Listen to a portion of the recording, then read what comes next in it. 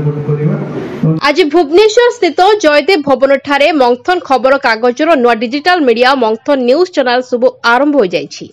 ए शुभ आरंभर मुख्य अतिथि भावे पूर्वतन विधायक सुरेश राउतराय सम्मानित अतिथि भावे भुवनेश्वर मेयर सुलोचना दास वरिष्ठ सांबादिक रवि दास प्रमुख उपस्थित थिले।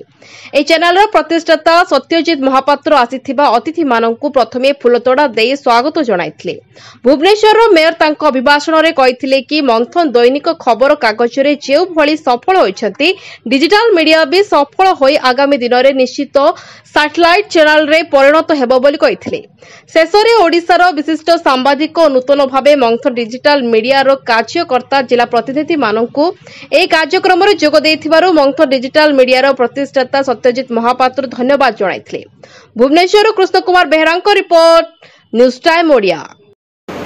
ओडिशार सबुतक विशिष्ट भारत वर्षर गर्व ओडिशार गर्व ब्यूटीफुल गोटे करता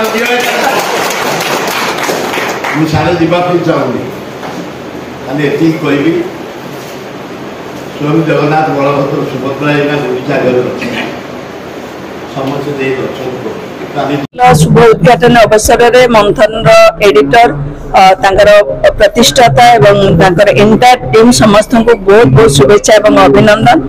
बहुत खुशी खबर ओडिशा सांबादिकता क्षेत्र में जे पुणी गोटे वेब चैनल आसुची एवं से चैनल निश्चित भाव में आशा रखीचु कारण पूर्व से जो भाव में दैनिक खबर कागज प्रतिष्ठित होती से प्रतिष्ठित हेबे सत्य निर्भीक निरपेक्ष खबर प्रतिपादित करके ओडिशावासी जो समस्या रही समाधान कर गोटे माध्यम बनबे।